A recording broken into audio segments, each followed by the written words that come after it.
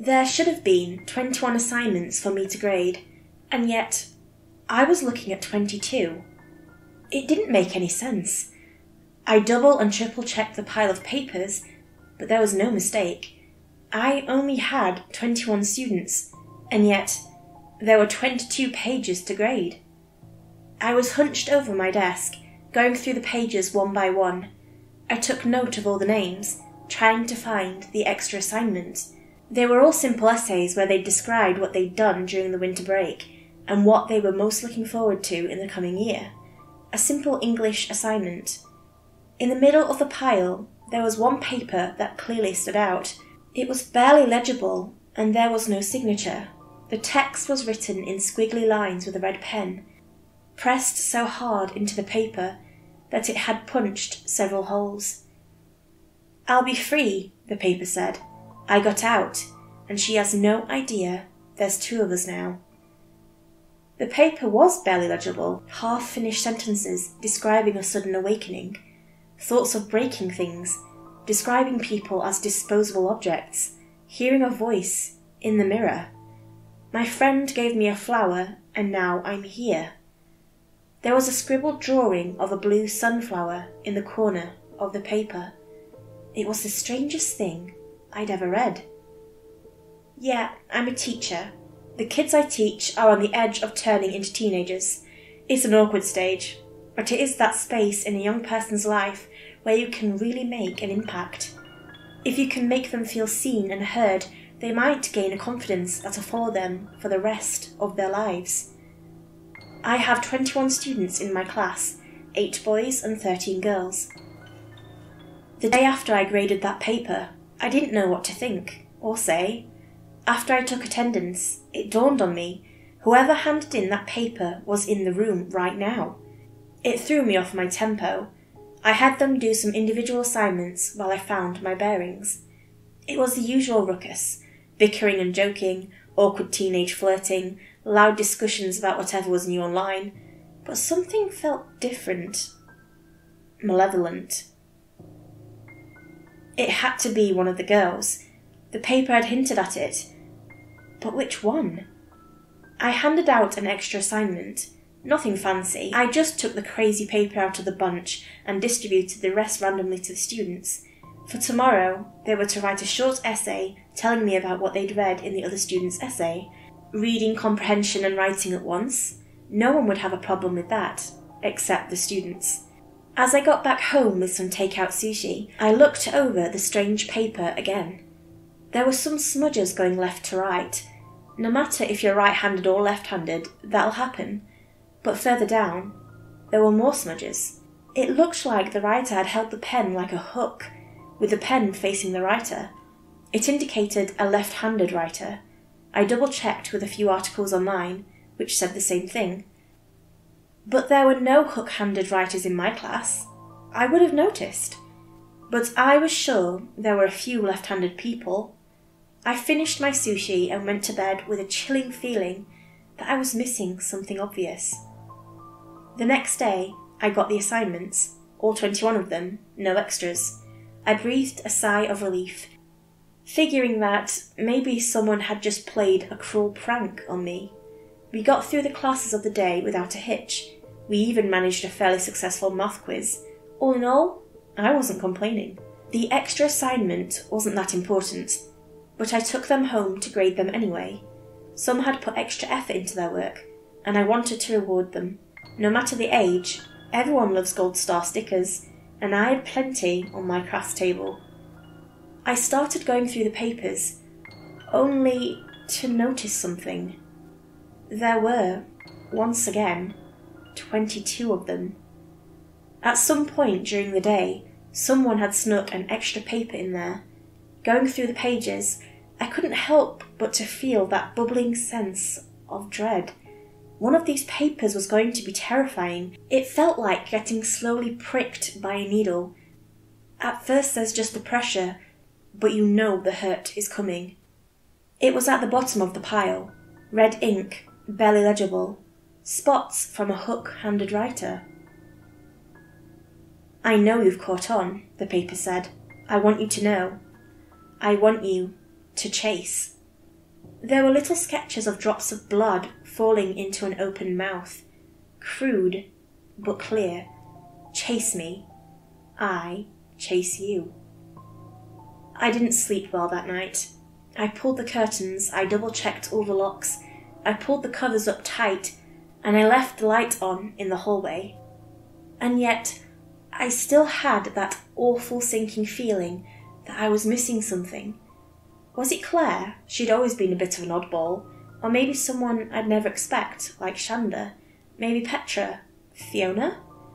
I had this mental image of someone following me to my car, a young girl hiding in the back seat, a maniacal smile popping up in the rearview mirror, sharp little nails and unblinking eyes diving towards me, cutting my throat open as I'm going 70 miles per hour down the freeway. I didn't sleep well that night. I started imagining shadows passing by in the hall, in the corner of my eye. A few days passed. I started taking notes on the girls in class. I checked what pens they had and which was their main hand. If it was just a matter of someone pranking me, it might be enough just to find a left-handed girl. However, no girl in my class was left-handed, and no one owned a red ink pen. I also had a chat with the school counsellor. They couldn't betray patient confidentiality, but they could tell me whether they were aware of any problems that might explain this. They weren't. If anything, they seemed more worried about me. Since this started, I'd seemed a bit on edge. They didn't blame me, but they wanted to make sure I was taking care of myself. I tried several tricks. I tried monitoring the hand-ins. I tried watermarking the papers. I tried all kinds of tricks, but I got nothing. At the end of the day, I kept getting outsmarted. It was as if the paper just appeared out of nowhere, sometime during the day. I couldn't pin it on anyone. I tried to just forget about it, but every time I graded a paper, I feared that another threat would show up. Sometimes it did, sometimes it didn't, but the times it did, it just ruined me. That peaceful moment of grading papers and listening to audiobooks had turned into a horrific slideshow. "I'll show you," one of the notes said. "I'll break a light in your house." The same day, the kitchen light stopped working. It didn't look broken, but how could I possibly tell? One of those days, as I was chopping leeks in the kitchen, I got this awful sinking feeling in my stomach. Looking out the window, I noticed something. A silhouette, just a few feet away.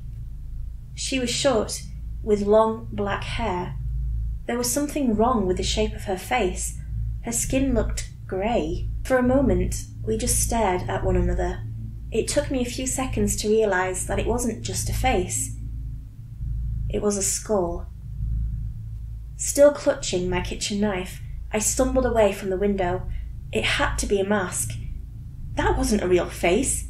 It couldn't be. Suddenly, the lights broke. All of them.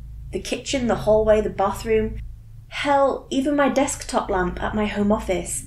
All of them shattered, spreading searing hot shards across the floor with a violent bang. My ears rang, and I dove for cover.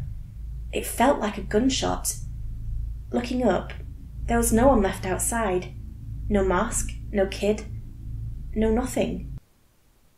I called the police, but there was little they could do. There had been a power surge. That much the electric company could confirm, but there were no witnesses of an intruder. I showed them the notes and filed a threat report. We had a long talk, and they tried their best to calm me down, but at the end of the day, I was still alone, and someone was out there. I went through that image in my head 1,000 times. I had several girls in my class, but no one that fit what I'd seen. Her hair was too long. She was too short, too skinny. I couldn't think of anyone that fit that description.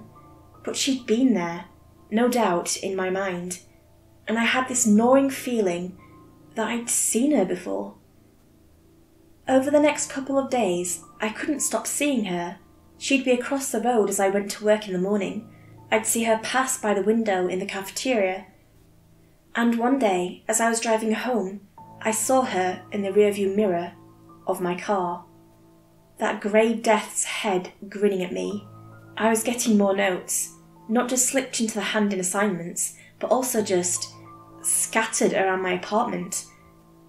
At one point, I snapped. I'd just stepped out of the shower, I'd put on a bathrobe and I'd started to dry my hair when I noticed a message on the bathroom mirror. There, written backwards, it simply said, "Chase me." I screamed as my heart sunk. I broke the bathroom mirror with my hairdryer. "What the fuck do you want from me?" I called out. "What the fuck is wrong with you?" I barely noticed the glass shards cutting into my feet as I stormed out. I'd had enough. I had to do something. I couldn't live like this forever. Kid or not, this had to end. "Where are you?" I called out as I passed through my bedroom. "Where the fuck are you?" I glimpsed something outside the window. Of course she was around. Always there. Always near. "Come out," I screamed as I entered the kitchen. "Show yourself." The moment I stepped into the kitchen, it shook.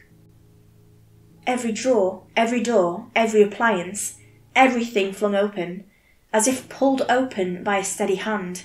I was so frustrated I could cry. I just wanted it to end. But I was too scared to move. It felt like anything could happen, at any moment, like the entire world was listening to me and reacting accordingly. I just stood there, trying to remember to breathe. "Please," I whispered, "show yourself. Stop this." And, as if to answer my call, she did. The front door creaked. The hinges rusted and fell apart. A gentle breeze was all it took for the door to break. She was so small. There was no doubt in my mind she wasn't wearing a mask. She was nothing but bone. I backed away like an animal pushed into a corner. I tried to force myself to attack, to do something, but as a response, the kitchen shook again. This time, it was pandemonium. Cutlery crashed onto the floor, plates rolled out of the dishwasher and broke apart, glasses shot across the room like bullets, even the little drawer of miscellanea collapsed in on itself, spreading knickknacks and rubber bands all over the room. "I've chased you!" I screamed. "Are we fucking done? Is this it?" She raised a thin, grey finger. She pointed at something in the corner. A dry, blue sunflower. Something clicked in my head. That sense of missing something. It was still there, but this was the answer. Somehow, this was it. "What do you mean? What? Just... don't talk. Don't just..." There it was. The first note. There'd been a drawing of a blue sunflower, and it said she'd gotten in as a present. This was that flower. I was sure of it. I got out, and she has no idea there's two of us now. That's what it had said. That was part of that very first note. She was talking about me. I'd written those notes myself. I'd handed in the assignments. That's how I'd never noticed it. I looked over at my crafts table. My red ink pen was half empty by now. I had red smudges under my left hand. And then there was her. Of course I'd seen her before. Time and time again. I had long black hair as a kid. I'd been skinny and short. "You found me," her little voice said. Funny. The images came flooding back. A shadow in the bathroom mirror, a simple hello and a flower offered. I remember taking the hand of an impossible being, reaching across a nightmare space to darken my inner child. This awful, malevolent being living at the core of my soul. Something dead and resurrected, trying to make room for madness. But it wasn't just madness. She was real. Doors don't rust by themselves. Glasses don't throw themselves. And I can't, for the life of me, cause an electric surge with my mind. This was a real being, with real power. And she'd settled in the back of my mind. And now, I'd chased her. I'd found her. "Do you want me to leave?" she asked. I can. I didn't know what to say. Of course I wanted her gone. I wanted it all to be over. But there was this gnawing feeling that there was more to it. She didn't just scare me and torture me for the fun of it. Tell me to leave, she insisted. Set me free. That was it, wasn't it? She wasn't free. She came from me, and so maybe she was stuck with me. Maybe she couldn't leave. Maybe she couldn't hurt anyone else, not as long as I'm around. It had said, I'll be free on that first note. That meant she wasn't free as of now. To me, it suddenly made sense. Standing there, I just shook my head. You can't leave, can you? I cackled. You're just as stuck with me as I am with you. I could kill you, she laughed. No, you can't, can you? If so, why haven't you? There was no response. You need me to cut you loose to get out there, don't you? That I find you and just let go. I took a step forward and saw blood seeping out from the sole of my feet. My hands were rattling like leaves in the wind. I'm not letting go, I screamed. No fucking way. I'll hurt you. Do your fucking worst. But there was nothing more. In the blink of an eye, she was gone. But in my mind's eye, I could still see her. Every memory of seeing myself as a kid was tainted. I had memories of seeing myself in the mirror with a skeleton-faced grin. I remember seeing my reflection in water puddles. I knew that wasn't what I looked like, but in my head, that was me. We were interchangeable. She was me, and I was her. Two beings, and I was going to keep her here. I'll be a walking fucking jail. I know it sounds absurd, but she is real, and nothing I can do changes that. I couldn't live with that thing coming out, reaching other people, spreading. I can't work at the school anymore. She scares the children. I'm afraid of seeing other people. She hurts them whenever she gets the chance. I've seen birds fall out of the sky, a family of moles lying dead at my doorstep, circles of roadkill lined up around my car. I've been thrown, cut, burned and beaten, but I haven't succumbed. She's just as scared of me as I am of her. I had to write this down. If you're reading this, something has happened. Maybe an accident, maybe I've grown sick. I've set up for this to be posted as my post-mortem, as an explanation of my eccentric behaviour. It's on a 7-day timer, so if I haven't confirmed my status by that time, it is safe to say I'm not around anymore. And if I died, I pray to God I took her with me. I don't want to think about what that thing could do if set free. Unbound.